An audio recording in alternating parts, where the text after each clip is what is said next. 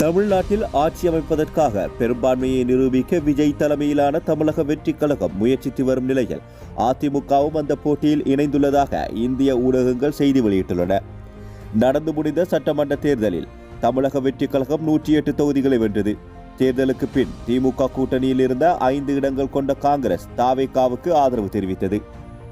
மேலும் தாவேகாவின் தொடர் முயற்சியால் திமுக கூட்டணியில் உள்ள இந்திய கம்யூனிஸ்ட் மற்றும் மார்க்சிஸ்ட் கம்யூனிஸ்ட் இன்று தாவேகாவுக்கு ஆதரவு அளிப்பதாக தெரிவித்தது. இருப்பினும் தாவேகா ஆட்சி அமைக்க இன்னும் பெரும்பான்மை இல்லை. விசிக ஆதரவளிப்பதாக கூறப்பட்டாலும் கடிதம் இன்னும் வழங்கவில்லை என்பதால் இழுபறி நீடிக்கின்றது. மேலும் திமுக கூட்டணியில் இடம்பெற்ற 2 இடங்கள் கொண்ட ஐயுஎம்எல் கட்சி தாவேகாவுக்கு ஆதரவு இல்லை என தெரிவித்துள்ளது. விசிக கடிதமே தற்போது முக்கியமாக உள்ள நிலையில் அதன் தலைவர் திருமாவளவன் திமுக தலைவர் ஸ்டாலினுடன் நேரில் சந்தித்து ஆலோசித்து வருகிறார். இந்த சூழலில் அதிமுக கூட்டணியில் இடம்பெற்ற அமமுக கட்சி தலைவர் டிடிவி தினகரன் ஆளுநர் அருளேகரை நேரில் சென்று சந்தித்துள்ளார். இந்த தேர்தலில் அமமுக ஒரு இடத்தில் வென்றுள்ளது. மன்னார்குடி தொகுதியில் வெற்றி பெற்ற அமமுக வேட்பாளர் எஸ் காமராஜ் ஆளுநருக்கு கடிதம் எழுதியுள்ளார்.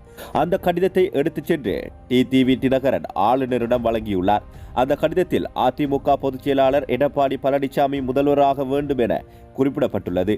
இந்த தேர்தலில் அதிமுக கூட்டணி 53 இடங்களில் வெற்றி பெற்றுள்ளது.